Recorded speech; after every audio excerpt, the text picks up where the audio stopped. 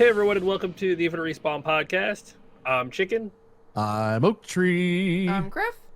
I'm Baka. What's up, guys? What's Welcome up? back.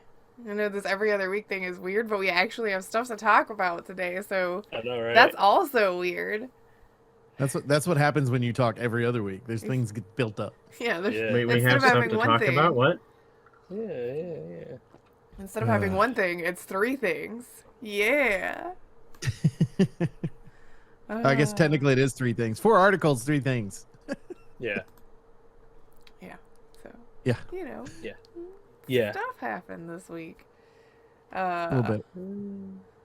I don't have a discussion topic though. I feel like between our 3 articles and our excitement and the fact that we actually get to talk about something will probably fill up all of the time anyway. So I think we'll probably be fine. Oh yeah, I'm sure. Fair. So I mean, Uh, wherever We went quiet, but we went quiet. We got a lot to talk about. but I we went mean, quiet. I did. It was because We can't decide. what we've been playing. I've actually started the Uncharted series with Griff. Mhm. We have. We're just starting. We're about 8 chapters into the fourth game. Like we've just basically burned through that thing as fast as possible. Which 4th is a totally different animal. It's so good.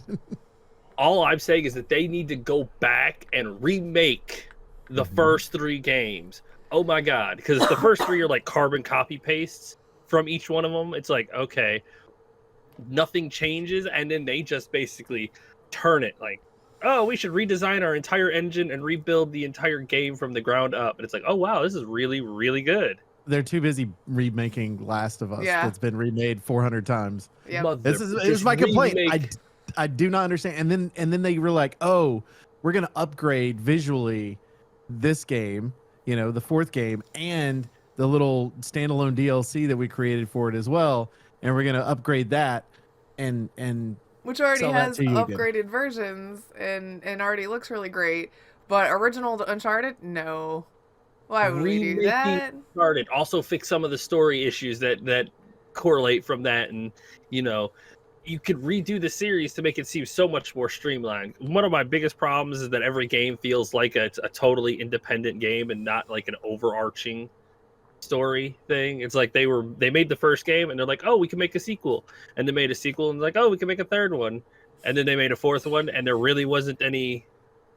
It wasn't until the 3rd game where there were 5 things mentioned from the previous games, and then the 4th game there were definitely some nods to the rest, which was nice to see. The first 3 games feel a lot like the Indiana Jones trilogy. that's the way where like each one could feel like it's its own entity somewhere. Yes, absolutely. Like they were completely independent of each other. But that's why I like the 3rd one is where there were some nods to the previous adventures, which was nice. And in 2, it felt like he just completely forgot what happened in the first game. It's like, that was just a year ago, bro. That was quite an epic adventure. You dealt with some pretty crazy circumstances in that game. That was a wild adventure, right? Yeah? You don't even remember it? Okay. All right. Cool. I see where we're going. But so far, 1 is my favorite. And then 3, 2, and I haven't finished 4, but it's pretty close. 4 by far has the best gameplay. Well, it's because they were able to like upgrade a lot of the mechanics and stuff. Like, as Chickens noted several times, they finally put in hit markers for when you're shooting. They gave you the rope mechanic that we probably should have had all along, which is a thing that I think Oak and I both said when we played the 4th game. Is like, that's a mechanic that we should have had the whole time, but I think technical limitations of previous systems didn't allow us to have it. And of course, they retconned it. Because they're like, here's tiny Nate using the grappling hook. Here's big Nate who forgot about the grappling hook for like 7 years. And then here we are again in Uncharted 4 and he remembers how to use a grappling hook. Which is why a remake would be so perfect, is you could go back and add the grappling hook into that so that it makes sense from the 4 timeline perspective. Where, yeah, little Nate knows how to use it. And guess what? He still knows how to use it through the rest of the Uncharted games. It's a mechanic you can do now. Or just like maybe in the first one, like just put a scene in there where he goes to use it and it breaks. Yeah, and then he like is gun shy about it for the rest of the time until it becomes a necessity, I guess. First of all, the one thing that I have learned about Nathan Drake is that motherfucker is not afraid of anything. Oh yeah, 45-foot jump of death. I can make it. Leaps, fucking floats through the air and lands on the other side. I don't know. He's And scared of his wife. do not get me started on that shit. He's I upset mean, with him about okay. right now. But I honestly want to jump him off a cliff, like just quite a few times because of the way this one started. Just to punish with his that ass. argument, Oak, look at Dragon Ball Z and look how strong and powerful Goku is. He's still scared of Chi-Chi. His wife. For those of you who aren't Dragon Ball Z fans, so I wouldn't really say he's afraid of Chi-Chi. I think that he's just completely ignorant. He is so dumb. You could argue that Nate is. Okay, but when Chi-Chi Yes, gets that is pissed, absolutely true too. he doesn't go Super Saiyan and just ignore her. Like he cowers down a bit Don't and give me goes, that. okay, I watched yeah. his ass fly away. Yeah, Chi-Chi, I'm gonna go train with Goku. It flies away real Yeah, quick. but his demeanor, like he's still like, oh shit, she's mad. Yeah, that's why he doesn't come back for months at a time. He's like, yeah, I'm just gonna disappear for months at a time with my kid and live in the forest for a while. She's not going to be mad at that either. He's hoping that she'll just be like, oh well, you're back, all is forgiven. That's his strategy. Yes. But Elena by far is my favorite character in the whole series. She's had character growth throughout the entire series. She's a complete badass. She's shown that she can keep up with Nate in some of the craziest situations. Her is minor spoiler-ish, but the game is fucking 12 years old. She got blew up by a fucking grenade and walked that shit off almost literally. Like, I mean, you talk about a badass woman. She's like, yeah, grenade, no biggie. I just walked it off. She did not walk it off. She walked it off and then walked out, man. She was like 4 feet away from that damn thing. She's like, I'm good. Not really. But yes, she's awesome. Yeah, they did good with her character for sure, and the Yes, first they did. introduction of her character is awesome as well. Yes. And the way that they kind of build her up a little bit and then leave her at the dock basically. Yes. It's just like perfect. So good. And then she just shows up randomly later. It's like, how did you get here? Oh shit! Because she's good on her own. That's why she's such a good character. Yes. I just and Nate does not give her enough credit. Even in the fourth game, like Sully's like, you don't give her enough credit. I just wanted to like tell Sully to slap the shit out of Nate. Just slap him.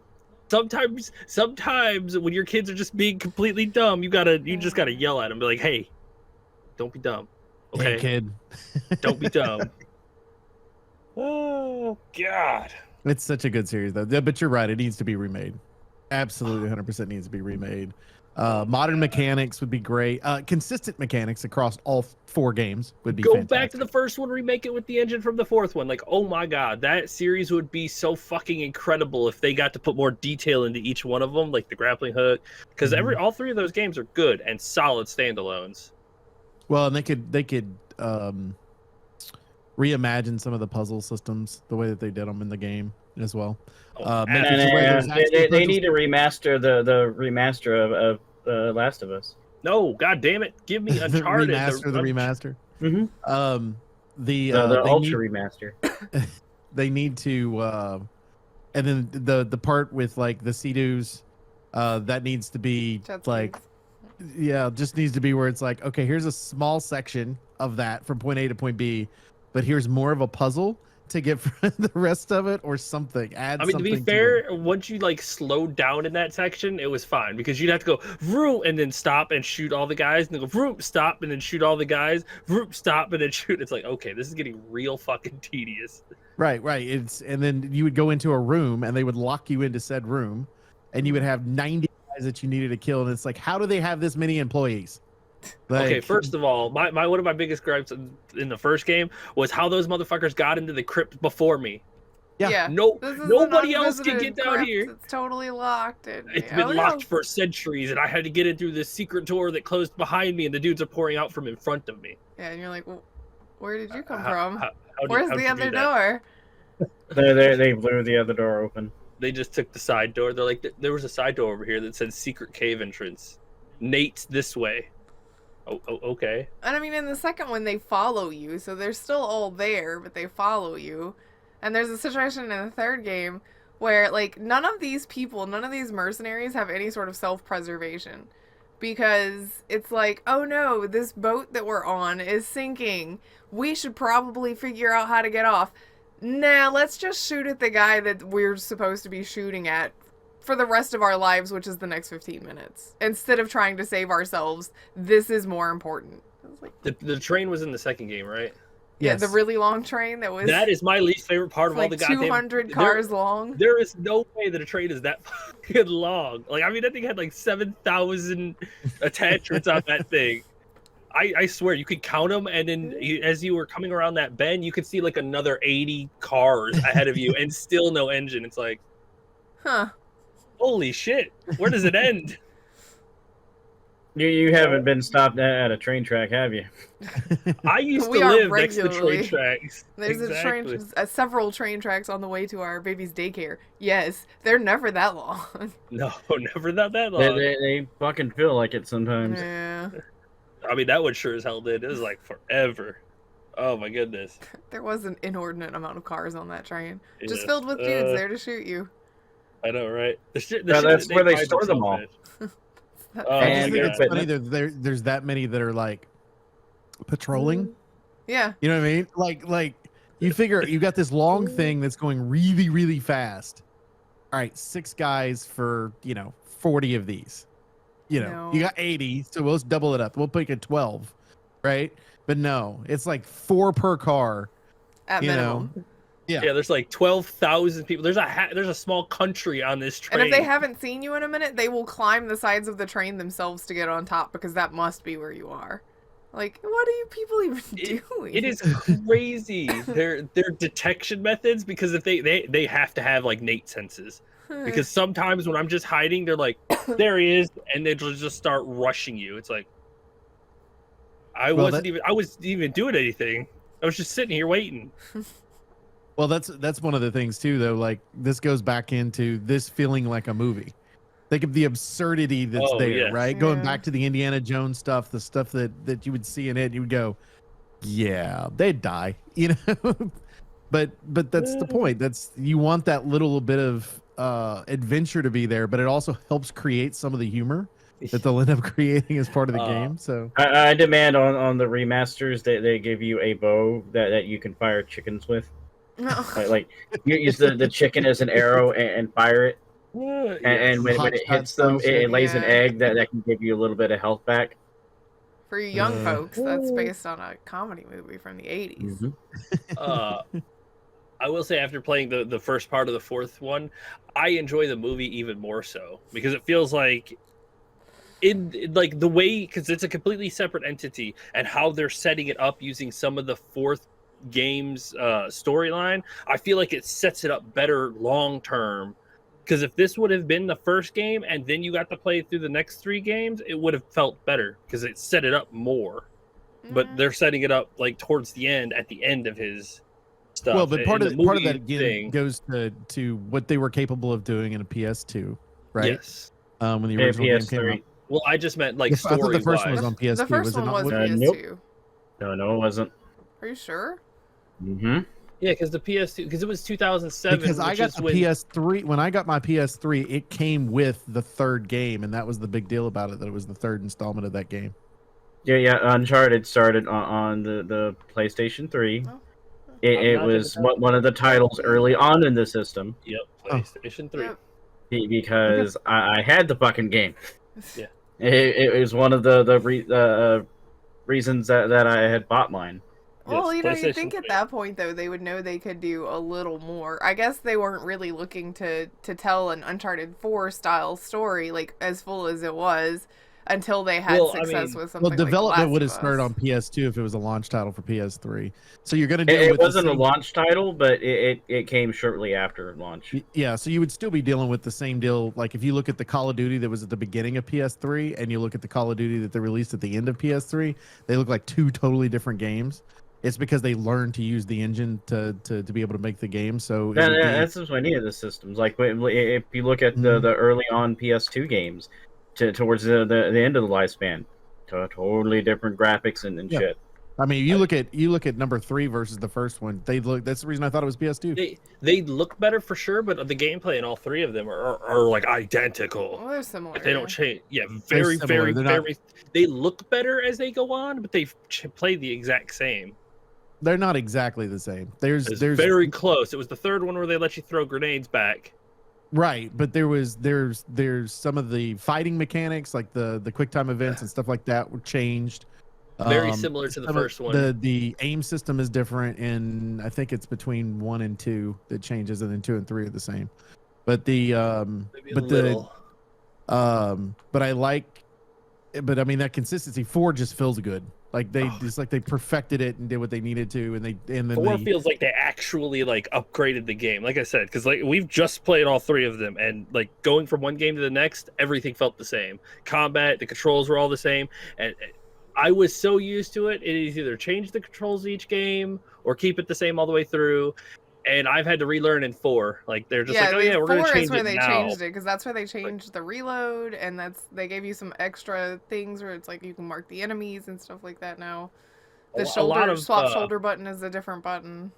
Ugh, trying to like remap my hands after playing 3 games in a row with the same controls and then remap it real quick on the 4th one. It's like, ugh, why you do this to me? Why you do this to me? It's been interesting. But I'm enjoying the shit out of it. We'll probably finish this one, and I don't think we have the DLC, but we'll probably need it now. Or it's pretty cheap, to be fair. The fourth or 5th game or whatever it is, the Lost Legacy or whatever it is. Yeah, it's Lost Legacy. Yes. Yeah, it's short too, though. Like it's a cheap game. It should be cheap anyway, because you're on PS4, correct? Yeah. Yes. Yeah, so it should be cheap, and then it's a short game, and it takes place in one area, so you're not traveling around the world doing all that stuff that you normally do with Nate. It's like one area that the whole thing takes place. You're just driving inside that area. So it'll probably take 6 hours to beat, something like that. 8 hours. Not too bad. No, it's not bad at all. I mean, the first game took us 6.5 hours. The second game took us like 6 hours. Yeah, and most of it's driving. I'm not gonna lie. Yeah, most of it's driving from point A to point B. Like I like the puzzles they created for this one, for the Lost Legacy one. I like the puzzles. I like the banter while you're in the vehicle. But other than that, it's not. Yeah, and to me, it's not it's definitely feels like a DLC. You know, and which is what it is. It's just a standalone. But I enjoyed it. It would be something that you just kind of play at your leisure type thing, but it's not essential to the rest of the games for sure. The series has been dead for 5 years. Mm-hmm. But they don't want to remake. They want to remake a game that's. Yeah. God, the amount of improvements that you can make out of a game over 15 years old. Mm-hmm. Yeah, that's right. Uncharted is 15 years old. Our office doesn't have anything better to do. Let's rebuild The Last of Us. Rebuild Uncharted, the first one. Holy fuck. Like a full remake, improved graphics, game design, everything. Same story. Like you can improve the story and whatnot, just keep the script and just improve it across the board. That motherfucker will sell immediately. What I would be fearful of is because the new movie just came out, that's part of the stuff they would change since it's a prequel to the original games. I would be scared they would change the original game to fit the new movie series. So when you start 3 and you get him as a kid, that part's not there anymore and they change it. No, that'd be bad. That'd be a bad idea. No. Mm-hmm. No. Yeah, that would be a very bad idea. Games and movies separate. Just keep them. 100% agree. I'm just saying that's what I would be fearful of. Yes. Is that they would try to get it up to the same level, and it's not. Like it's two different things. Yeah, like I said, just keep this one. The first game is sweet, simple, and straightforward. It is an adventurer searching for treasure. Mm-hmm. Gets caught up with some crazy folks and has to find his way through the story. Sweet, simple, and straightforward. That's why the game is so good. Just improve the graphics, gameplay, and you're good to go. It will sell again. Definitely sell again. Oh, wow, that lasted a lot longer than I thought. Hey, Uncharted is a great series, as I am learning right now. See, Griff, you came with some type of discussion stuff. Y'all I have just been didn't playing. realize it. Yeah, I didn't know you. I didn't think that you didn't want to talk about it. Well, I mean, it's fine. It's not like I didn't want to talk about it. I wasn't like, don't say anything about this. I just didn't know if, we wanted to talk about the stuff I we mean, even Baka got in on the conversation. Uncharted's a good series. I mean, it's 15 years old too, and Well, it it's helps been that dead we for have 5. somebody with his knowledge as well when it comes to the older games like that. I mean, Uncharted definitely shows its age for being a 2007 game for sure, but it plays simply well enough. Well, but I mean, you got a game from 2007 that, like I said, feels like a PS2 game because of when it was launched. You got a game. You get up to when was 3 released? 2011, because it went 2007, 2009, 2011, 2015. Okay. It was 2224. Okay, so basically they waited on 4 to be able to use the power of the PS4 is basically what they ended up doing on that. Yep. And so, but they improved the games, they improved the way that they were made. And then the only thing I really wish about that, and that's one of the things you would have to do if you did a remake, is Sam has to be mentioned somewhere in the series before you get to 4. And they gave you a perfect opportunity in 3. That's how you know they didn't have an overarching story prepared. Yeah, that because one in 3, her. There's one part where the bad guy mentions, your father left you at an orphanage and your mother's dead. Nothing about a sibling. Nothing at all. All they had to do was drop it that your father left you and your brother at the orphanage. Boom, that's it. There you go. Everyone's like, oh, he's got a brother. And then the 4th game opens up. Now we're going to discuss your brother. Okay, cool. That feels good. Even with them trying to justify it, like Chicken pointed out, and it's one of those things that I was more forgiving of it because I, was already in love with the series. But it's like, it's hard to force that much attachment down your throat that quickly when there's literally nothing said about him at all and you didn't even know he existed. And it's like they tried to justify it in a specific way. There's this traumatic thing, and so nobody talks about him. But it is weird that, it literally never came up, and then Nate's having to try to figure out how to explain it to his wife. See, that makes me uber frustrated, is because you're making my character Nate betray the character that I've become so attached to for so long over this stupid new guy. Like, I don't give a fuck about him. You betraying her, man. We have been working with her for years at this point, and you tried to make me make a turn like that.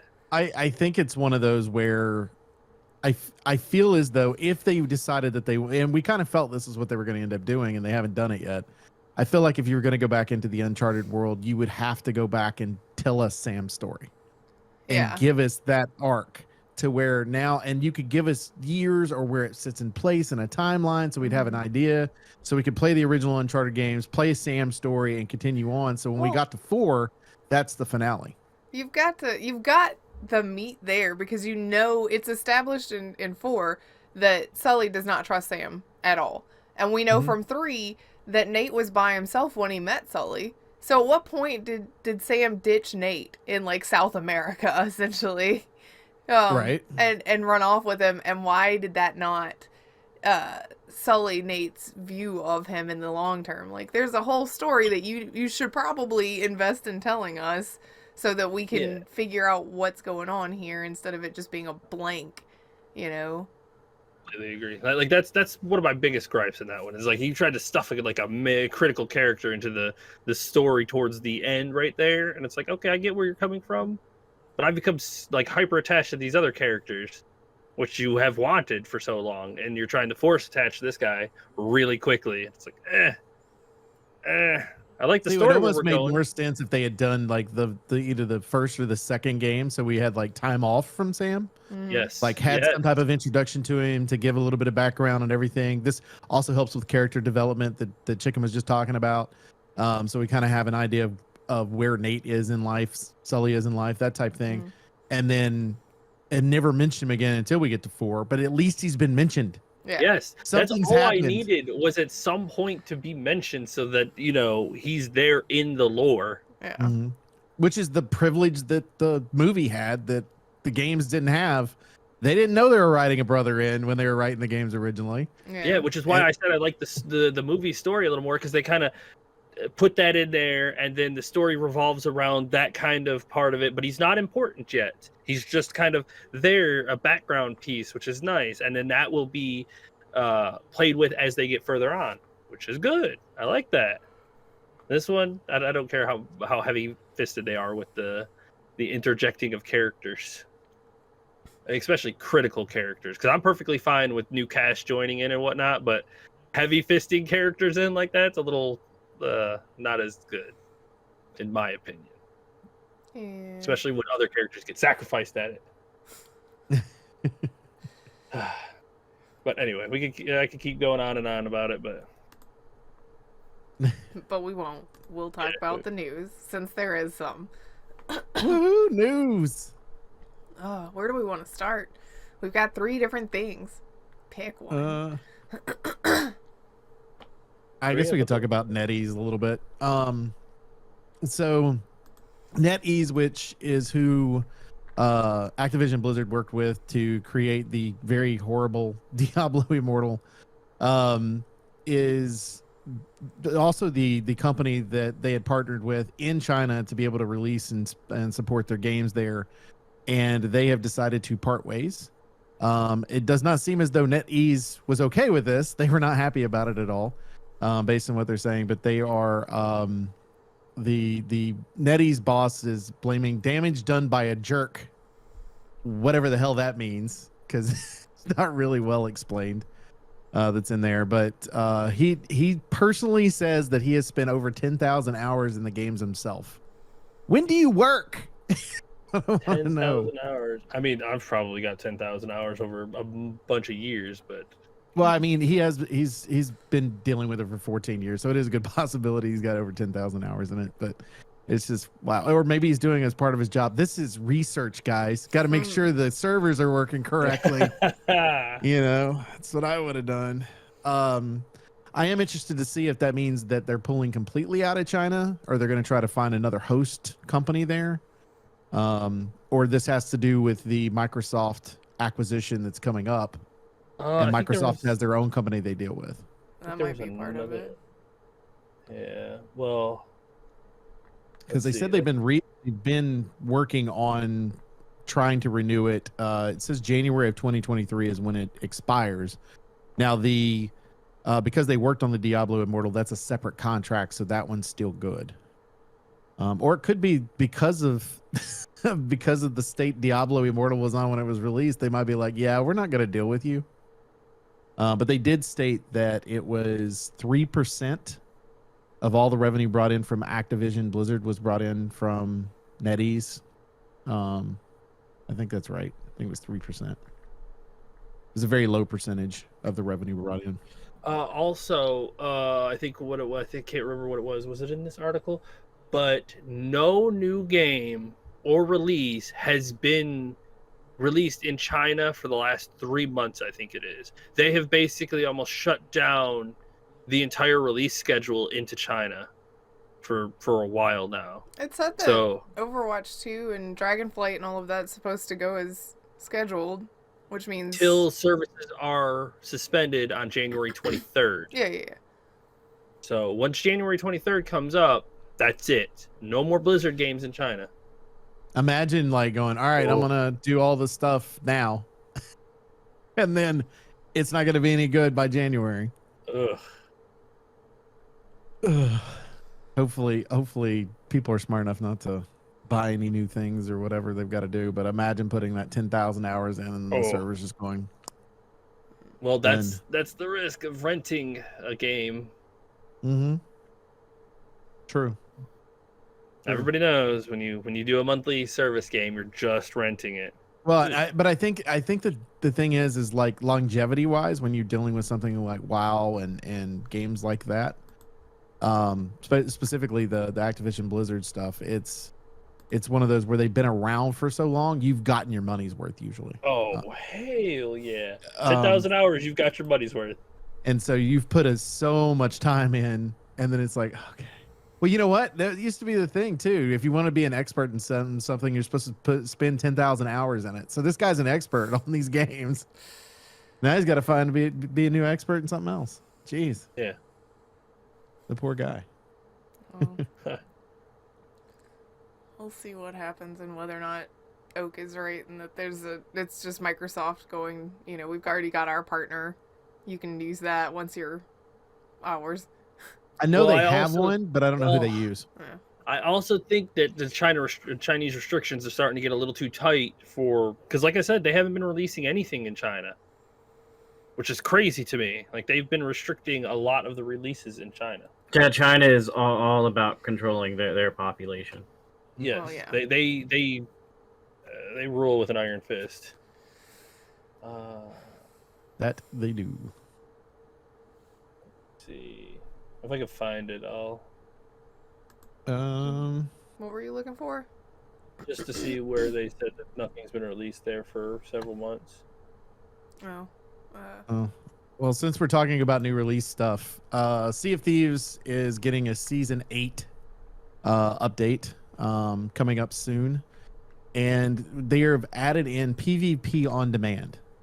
Basically, the way it works is on your actual ship, there's a thing that looks like an hourglass, and you can flip it one direction or you can flip it the other. The minute you flip it, you are now saying, I want to be part of PvP. And then there will be a map that's in the middle of your captain's desk that you look down on the table, and it's the war map. And on there, you can actually go and fight somebody. And basically what happens, your ship goes underwater. Which is cool as fuck. It is cool. It's going through a separate instance. It's from the way it looks. And then while it tries to find somebody for you to attack that also is wanting to do voluntary PvP, then it is you can go ahead and get everything ready, whatever, but you're underwater that entire time until then, and then you come up out of the water next to the other ship and you start your fight. And it'll be in the regular open world stuff that they currently already have. It's just sending you from one server to another to help you with the fight. You can help your faction either direction. Basically, it's going to be Flame Hearts stuff, so the Reaper side of it. Or I forgot what the other one was called. Guardians of Fortune, I think. Yeah. Which is the Pirate Lord stuff. And then you can grab a bunch of chests to take them back, all that type of stuff. The higher up you get on these things, the more gold you end up getting when you opt out and decide to log out. I'm not sure how I feel about it yet, because I'm not a big fan of the PvP, but I like that they made it voluntary.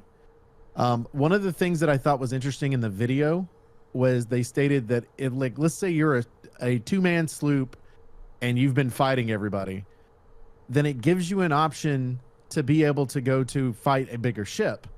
And I'm like, wait, can I not fight bigger ships now? Because I've been hit several times on a galleon from a sloop. So are they making it to where you can't do that anymore? Like, I was very confused. No, they're still going to. But if you're a small one fighting a big one, you're going to get bigger rewards. If you fight the same, you're going to get the normal rewards. Well, they acted as though it was once you got to, based on the way that the video said it, it was basically you were not going to be able to unlock that feature until you reached a certain level.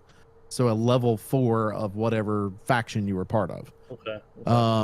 And so I'm just wondering if it means that I'm guessing that what it actually means is the table that has the war stuff on it, for you actually initiating war, gives you that option after you reach level 4 versus. So now your matchmaking becomes larger versus just trying to find other sloops. Okay. See, I'll give it to Rare because it seems like they have been full focused on trying to handle the PvP in their game because they know that's the biggest put off for their game. They know it. Like, people don't play because they're afraid of just getting ransacked constantly. It's the biggest put off and it's the biggest attraction. Yep. Because you've got everybody that wants to PvP have stated every time, if you make the game to where it's PvP only, I'm not going to play it. The arena proved that. They literally created a PvP and people didn't play it. This is their version of doing that at the same time as not messing with it, because it's like, okay, you want to fight other people. Okay, we will allow it open world style, whatever, but we're going to make it so that you can queue up and fight other people that are queued up, and we will just send you together immediately and put you in an arena and you fight together. You get big rewards. You get streaks for killing people who are also flagged, who want to fight. You don't get it if you're just fighting random people. So it rewards you for playing more organized PvP instead of just uh, either open world PvP or griefing PvP. And they have a bunch of these rewards and an entirely separate system and secret hideouts and a whole separate system for that setup PvP. So you're more rewarded to do it that way than you are to do it the other way. And if you don't want to, you just don't queue up, and you're going to be less likely targeted by other people trying to do PvP. Yeah. Like, I give them credit for trying. Theoretically, you're still going to have those people that are going to do it, but I think it does reduce the amount of people that are doing it. And I like the aspect, if I was a PvPer, I like the aspect of someone popping out of the water or me popping out of the water to start a battle. Yes. Like, it's just a cool thing to do. It's always been cool when the skeleton ships have done that to the side and you hear that music hit and then boom, pops out. But now it's, a PvP that I've initiated. It's kind of nice instead of it just randomly happening as I'm going through the map and a skelly ship that's easy to attack. I do like that aspect of it.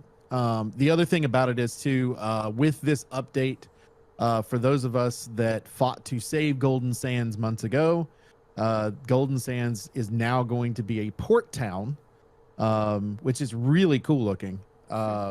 Which I just think it's funny too, though. It's gone from like just completely destroyed, like it looked like an irregular one. Then it was completely destroyed. There was holes everywhere. It's hard to get anywhere and all that to now being like just completely made out of stone and looks like an old school port town. It's really neat.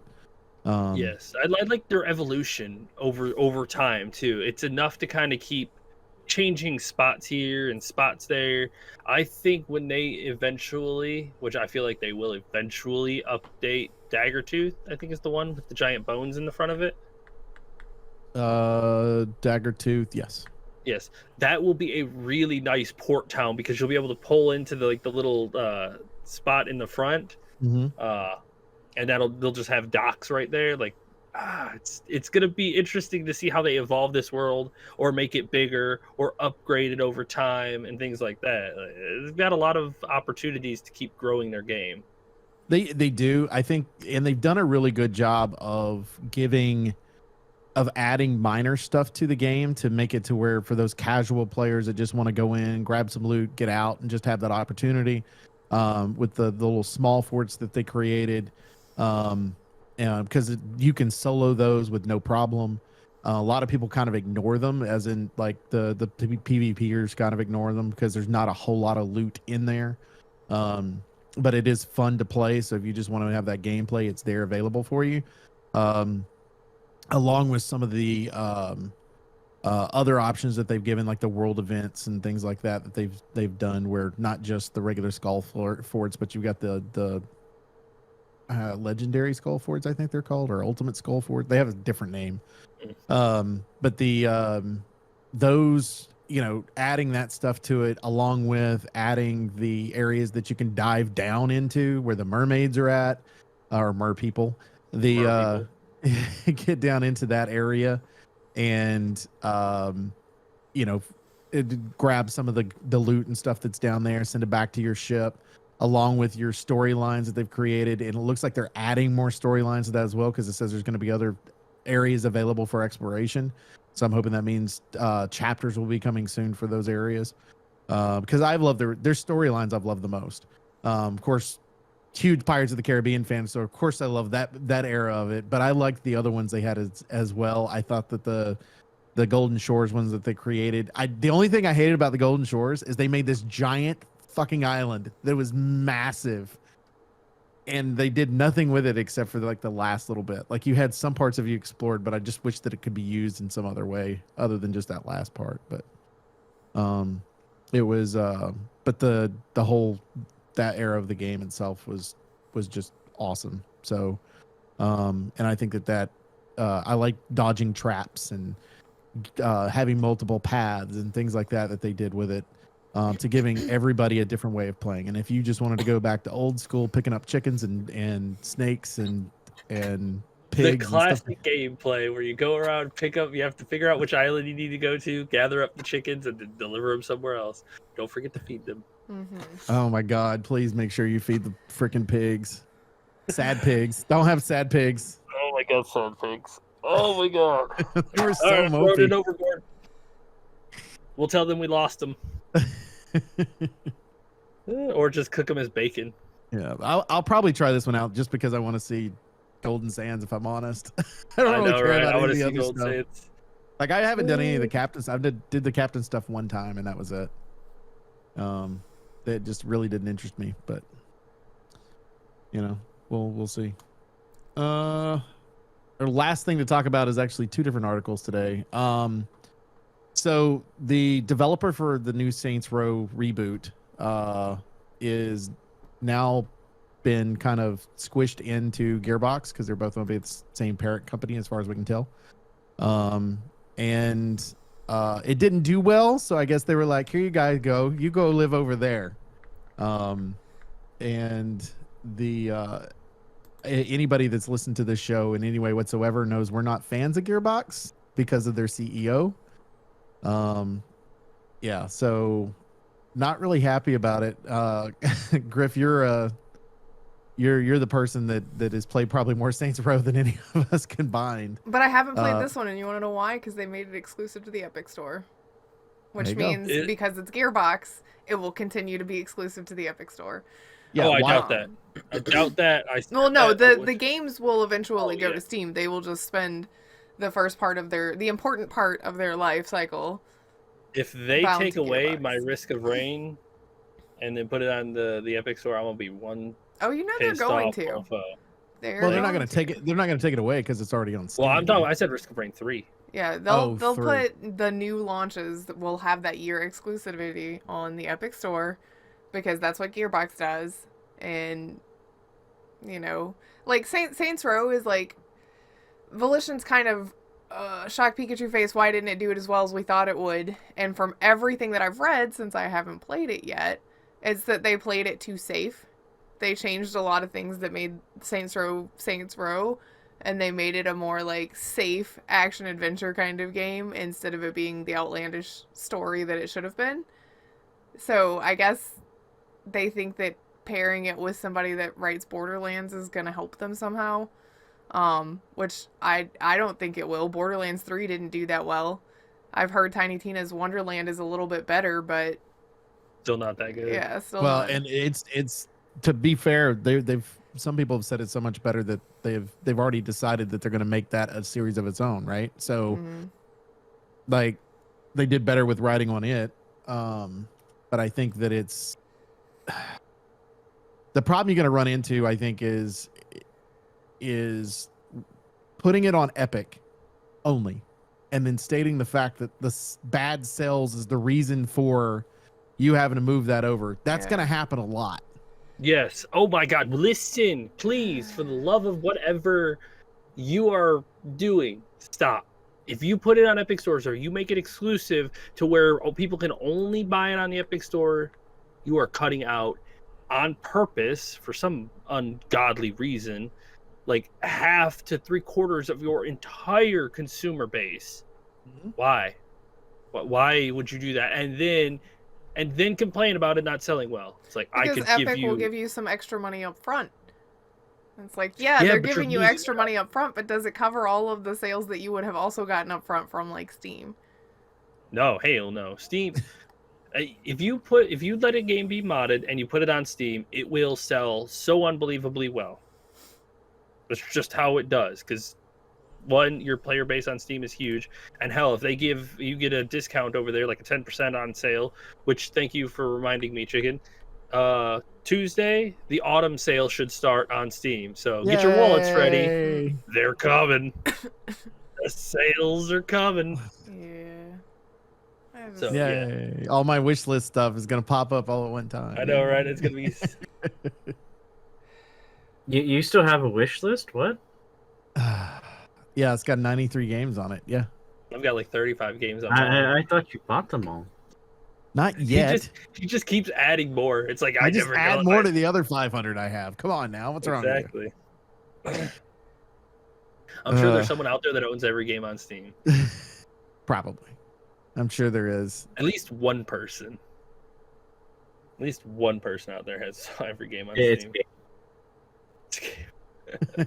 But that's why he hasn't every game. That's why he hasn't made like Half-Life 3 or Portal 3. It's because he's trying to catch up on all these other fucking games. It's also what the 30% cut is for, is to help pay for his game habit. Employees and game habit. That's what it's for. Just for game only. But yeah, Gearbox has also acquired Risk of Rain, as Chicken was just talking about, and it didn't want his 3 to be on Epic only. Did you ever look, because you were looking earlier, was this company part of Embracer Group as well, or is this not as far as I can know? Chucklefish was entirely was independent, privately owned up to that point. Yeah. And if you don't know how many hours that man has put into Risk of Rain, you don't know that. I've put about 100 hours into it. It's not too bad. I just throw it up sometimes to play. I've got a lot of people that own it too that don't play with me. So I don't own it. That's one of the games I don't own. I just put it on my wish list. You do understand there's no such thing as beating it. It's a roguelike game that you just play over and over again on harder difficulty. Maybe you went through the story and killed the last dude. Yeah, one time. Do you have all the characters unlocked? Do you have all the items unlocked? Do you have all the logbooks unlocked? I did not think so. Achievement hunter right there. I mean, I really only play with one character, so I know. I mean, you just gotta. Hey, you've played enough old school games that know that replayability comes with unlocking stuff. I'm well aware, and even when I unlock shit in a lot of the old school games, I still only play with the one fucking character. Hey, that's the same thing with me. I just unlock it to get them all so that I can play them whenever. Jesus, they own so fucking much. Embracer? Yes. Yes. They own THQ Nordic, which has a fuck ton of subsidiaries. They own Saber Interactive, which has a fuck ton of subsidies. PlayOn, Gearbox Entertainment, Coffee Stain Holding, CDE. Good God. Plus, they bought Lord of the Rings. I don't know who they gave that to or who they're giving that to. Well, I mean, but they could do it to any. They could give it to anybody. They could. They could give because it to, they could be like, okay, we want out. this style game, so you're good at that. So here you go. You're great at a story-based game. Here you go. You know, you struggle bus on your last game, but we thought you did a good job on it. It just didn't sell well because it was on Epic only. Here you go. Yeah, no shit. Okay, Gearbox. I don't see them owning this new one yet. I guess it hasn't been updated. Yet. August, Gearbox Studio Shanghai. I guess they haven't been. I guess it haven't been updated yet. I don't know. Gearbox software. I'm just looking at random shit. You know, a shit ton of stuff. And you said how many games they still haven't announced yet? 25 games they haven't announced yet. Darksiders 4 is coming. Still quote me. Until there is... Don't quote me. I guarantee that those motherfuckers are waiting for it to be the last game that they announce, too. I bet. Because they know it's one of the hottest games series that they do, and everybody is just waiting for it. Where is Strife's game? It's got to be there. Strife doesn't get a game. Strife does get a game, and I guarantee if they do not make Strife his own game, it will not sell that well. People will be upset. Because you've given everyone their own game so far. You cannot just stop now randomly. They can, yeah. Yeah, they can, definitely could. It's a good way to kill the series. I mean, if that's what they want to do, that's. I mean, it's kind of dead in the water. I give it about. I give it about as much chance as a Legacy of Kain game coming out again. Oh, don't give me that shit. That's one of the 25 too. Because they bought that. They don't buy IPs to just sit on them. They buy IPs to make stuff. That is true. They make sure that there's something gets made out of the IPs they purchase. So. Oh yeah, 100%. If they buy it, congratulations, it's been revived. Embracer Group comes in with the defib paddles. I'll believe that when I see the rest of the Legacy of Kain games coming out. That's fine. That's fine. You're starting to sound like Griff over here. I won't believe it until I see it with Silent Hill. It's like, I won't even believe it until I'm in chapter 2 of the inside of the new Silent Hill game. Yeah. This isn't real. This is just a movie that looks like I'm playing it. Mm-hmm. My hands are moving, but I don't know if they're really moving the character. This isn't Silent Hill. Where are the nurses? Where's Pinhead? Pinhead, get out of here. Pinhead. Mm-hmm. Too funny. Anything else, guys? No, just gonna go over here and be sad about the Saints Row thing. Oh, you'll be fine. Once they fix it and they release it on Steam, you can play it for yourself. Yeah, well, the sad part is once they fix it, because they're still working on bug fixes, and that game's been out for months now. Well, the good thing is what they did with Darksiders. Any game. I told you a million times. Whenever Embracer Group releases a game, it comes out moderate, and then they patch the shit out of it for like 6 months, and then it turns out to be pretty damn good. It's like an average to above average game. You're not striking gold every single time. The early adopters are the ones that end up with the problem, basically. Mm-hmm. I mean, I feel very confident that everybody who like puts their game exclusive on Epic Game Store is just using it as like a beta test. It's like, let these motherfuckers pay for the game. It is a small, other than the Fortnite people, like it is a small. I mean, well, even right? from what I've been told, the Pokemon games are having some bug issues too. Yeah, Mm-hmm. it seems like that one was kind of poorly optimized. Oh yes, I've seen some of the things. It's been a little rough. Which is strange considering the last one was as good as it was. Yeah, but the last one, as Chicken pointed out, came out like earlier this year, and then this one came out hot on its heels, so it's not like it had a whole lot of development time. Well, but I don't think they developed between the two. There's no telling when both of them started. 2019 was for both of them, if I'm not mistaken. So it had more time than the other one did. But it's worse somehow. Well, it's because they went bigger. It's like in the way that Game Freak likes to do their Pokemon games. They're like, let's test the water with this middle game and see how people take to it. Because Legends Arceus is just a small version of the new Pokemon games. And they're like, oh, people seem to like some of these parts of it. Cool, so they'll enjoy this game.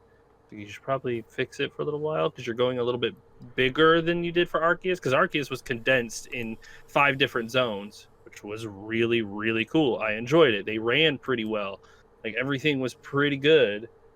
So it's almost like they should have gone ahead and released the next Switch before they released that version of the game. yes. A little bit more powerful. Or I wonder how it's running on OLED versus the originals. I don't know. Because it's got a little bit more powerful of a processor. Oh well. Well, we do appreciate everybody who hangs out with us each and every week at Infinite Respawn. As always, you can check it out on Twitter at InfiniteResPC. You can check me out personally at MDB Oaktree. Check out Griff. All right, Griff's Lanham. Check out Chicken. At Elite Chicken 313. Check out Baka. Baka and Pickle. Also, make sure you go to twitch.tv/EliteChicken313. We're getting closer to the winter time, closer to the Christmas break, so I'm sure Chicken hopefully will be on at some point. Stop cursing him. Yeah, you better stop. He's just done talking about me this time around. Next year, you ain't saying anything when we start getting close to the fall. Whatever. First, mute him. Mute him. Mute his section when he starts talking about me. It's good though, man. Good, busy working. That's a good thing. Yeah. Also, make sure that you go to twitch.tv/MDB Oaktree, where I'm on almost every day of the week. So just make sure you check Twitter or, and you'll know when I'm live. For Infinite Respawn, I'm Oaktree. I'm Griff. I'm Chicken. I'm Baka. Bye. See ya. Bye.